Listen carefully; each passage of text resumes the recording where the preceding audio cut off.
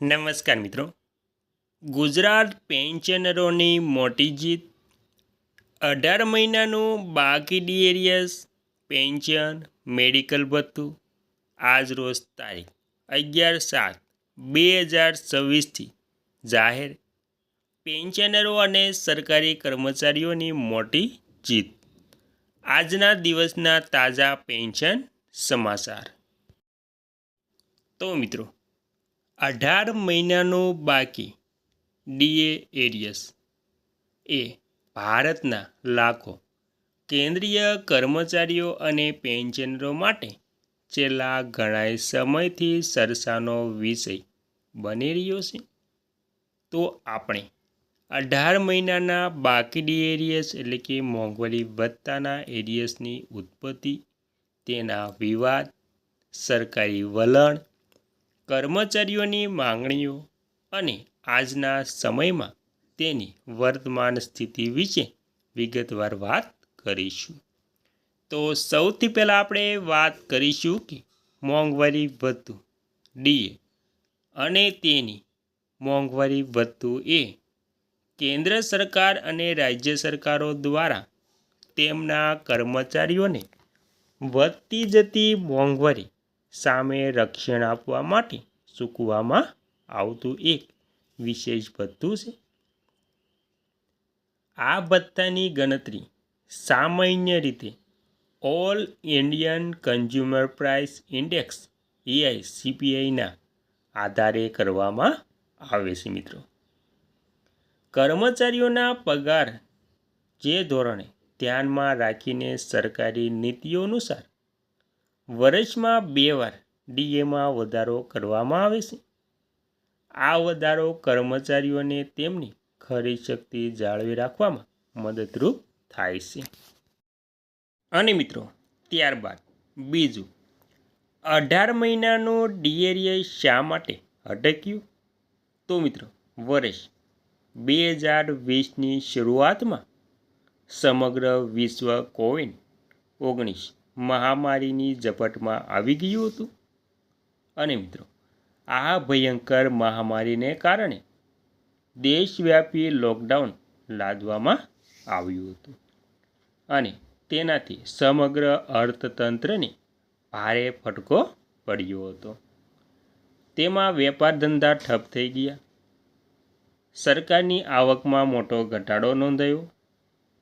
આ આર્થિક કટોકટીનો સામનો કરવા માટે ભારત સરકારે જે કર્મચારીઓ અને પેન્શનરો માટે ડીએના વધારા પર કામચલાઉ ધોરણે રોક લગાવવાનો નિર્ણય લીધો હતો. આ નિર્ણય મુજબ 1 જાન્યુઆરી 2020, 1 જુલાઈ 2020 અને 1 જાન્યુઆરી 2021 એમ કુલ 3 હપ્તા અટકાવવામાં આવ્યા હતા. આ રીતે 18 મહિના સમયગાળા માટેના મોંઘવારી ભથ્થાની ચૂકવણી કરવામાં આવી ન હતી. મહામારી દરમિયાન દેશના આર્થિક સંસાધનોને પણ બચાવવા અને આરોગ્ય ક્ષેત્રના ખર્ચને પહોંચી વળવા આ પગલું લેવામાં આવ્યું હોવાનું સરકારે જણાવ્યું હતું. મિત્રો, અને મિત્રો, ત્રીજું, 18 મહિનાના ડીએને લઈને સરકારનું વલણ. કોવિડ કાળ પછી પરિસ્થિતિ સામાન્ય થતાં છતાં સરકારે 18 મહિનાના બાકી ડીએ એરિયસ ચૂકવવાની ના પાડી દીધી છે. આ અંગે સંસદમાં પણ લેખિત પ્રશ્ન પૂછવામાં આવ્યા હતા. નાણાં મંત્રાલય તરફથી સ્પષ્ટતા કરવામાં આવી હતી કે COVID-19 રોગચાળાને કારણે સર્જાયેલી આર્થિક મુશ્કેલીઓ અને સરકાર દ્વારા ગરીબો અને સામાન્ય લોકોના કલ્યાણ માટે ચલાવવામાં આવેલી વિવિધ કલ્યાણ યોજનાઓના કારણે સરકારી તિજોરી પર ભાર પડ્યું હતું. મંત્રાલય દ્વારા આપવામાં આવેલી માહિતી અનુસાર આ બાકી રકમની ચૂકવણી સરકાર પર હજારો કરોડો રૂપિયાનો વધારાનો નાણાકીય બોજ પડત. તેથી સરકારે 18 મહિનાના ડીએડીએસને રફદાર ગણાવ્યું હતું અને ભવિષ્યમાં પણ આ રકમ ચૂકવવાની કોઈ યોજના ન હોવાનું સ્પષ્ટ કર્યું હતું. અને મિત્રો ત્યારબાદ ચોથું, કર્મચારી સંગઠનો અને પેન્શનરોનો વિરોધ. સરકારના આ નિર્ણયથી દેશના લાખો કેન્દ્રીય કર્મચારીઓ અને પેન્શનરોમાં ભારે નારાજગી જોવા મળી હતી. વિવિધ કર્મચારી સંગઠનો જેમ કે નેશનલ કાઉન્સિલ ઓફ અને પેન્શનર એસોસિએશનએ સરકારના આ પગલાંનો સખત વિરોધ કર્યો હતો. તેમનું માનવું છે કે મોંઘવારી ભથ્થું એ કોઈ દાન કે ભેટ નથી, પરંતુ તે કર્મચારીઓનો કાયદેસરનો હક છે. કર્મચારી નેતાઓનું કહેવું છે કે મોંઘવારી સતત વધી રહી છે અને તેવા સમયે અગાઉના 18 મહિનાનું અટકેલું ભથ્થું ન મળવું એ કર્મચારીઓ અને પેન્શનરોના આર્થિક હિતો પર સીધો ઘા સમાન છે. ઘણા નિવૃત્ત કર્મચારીઓ માટે પેન્શન જ આવકનો એકમાત્ર સ્ત્રોત હતો અને મોંઘવારીના આ સમયમાં આ એરિયસની રકમ તેમને ખૂબ જ મદદરૂપ થઈ શકે તેમ હતી. ત્યારબાદ મિત્રો કાનૂની લડત. અદાલતના દરવાજા. પોતાના હકો મેળવવા માટે કર્મચારીઓ અને પેન્શનરોના સંગઠનોએ માત્ર રજૂઆત જ નહીં પરંતુ કાનૂની માર્ગ પણ અપનાવ્યો છે. આ મામલો દેશની વિવિધ અદાલતો અને હાઈકોર્ટમાં પણ પહોંચ્યો હતો. નિવૃત્ત કર્મચારીઓએ એવો દાવો કર્યો હતો કે કાયદાકીય જોગવાઈઓ મુજબ કર્મચારીઓની હકની ચૂકવણી રોકાય નહીં. અદાલતોમાં પણ વિવિધ અરજીઓ દાખલ કરવામાં આવી હતી. સરકાર દ્વારા લેવાયેલો એકતરફી નિર્ણય ગેરકાયદેસર છે.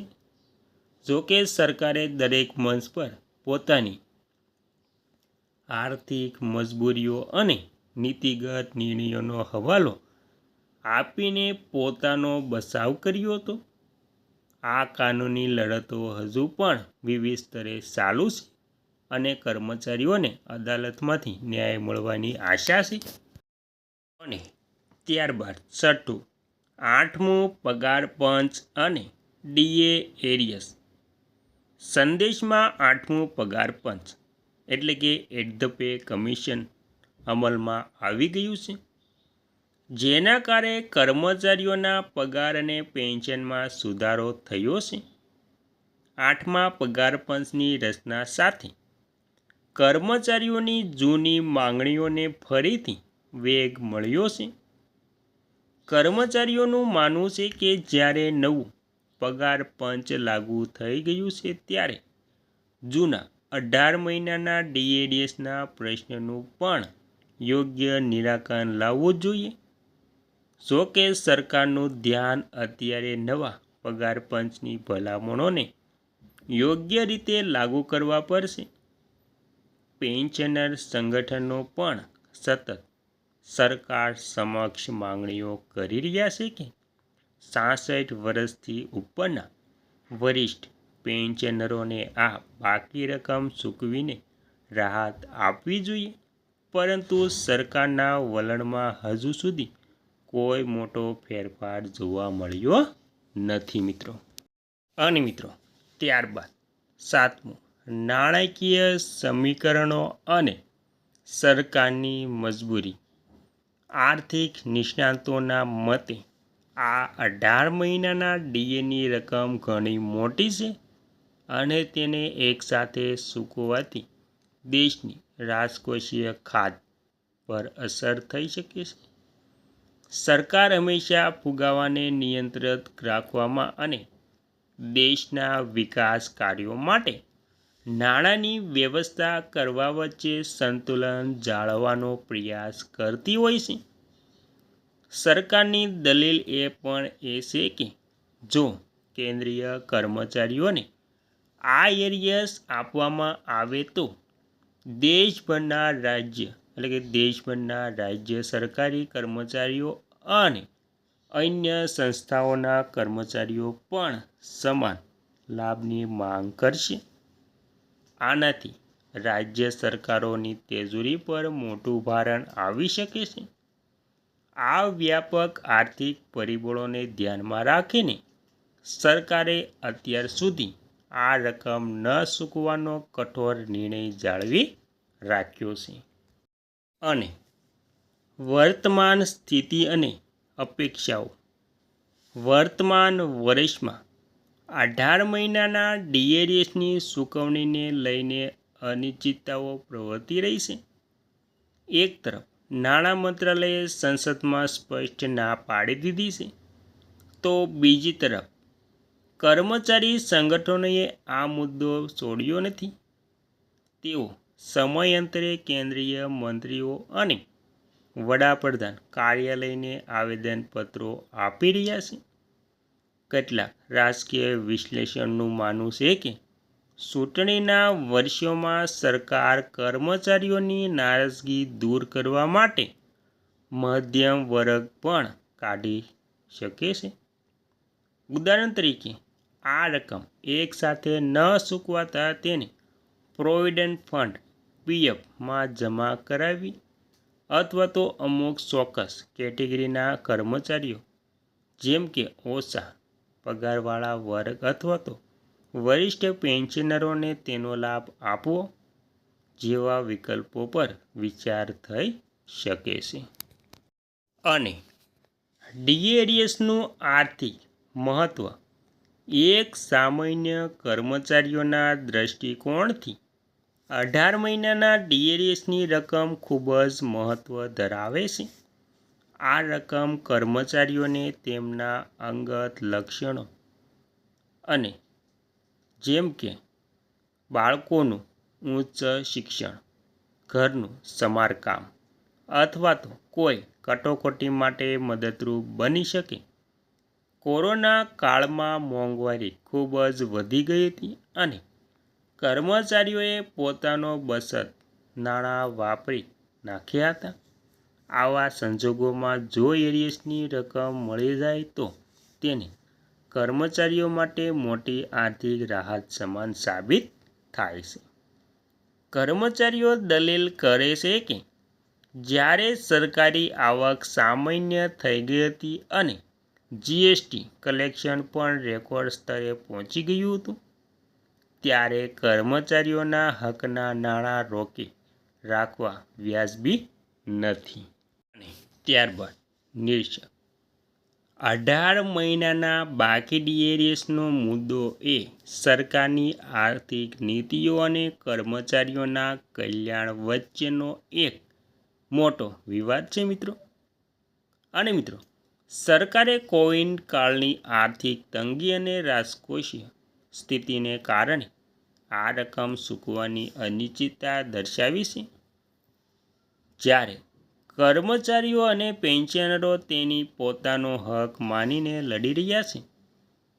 આવનારા સમયમાં આ મુદ્દો કેવી રીતે ઉકેલાશે તે જોવું રહ્યું. શું સરકાર કોઈ વચગાળાનો રસ્તો કાઢશે? કર્મચારી સંગઠનોની માંગણીઓ સ્વીકારવામાં આવશે કે પછી આ એરિયસનો પ્રશ્ન હંમેશા માટે બંધ થઈ જશે? તે ભવિષ્યમાં રાજકીય અને આર્થિક નિર્ણયો પર નિર્ભર રહેશે. અત્યારે તો સમગ્ર દેશના કર્મચારી અને પેન્શનરોની નજર સરકારના આગામી પગલાઓ પર ટકેલી છે.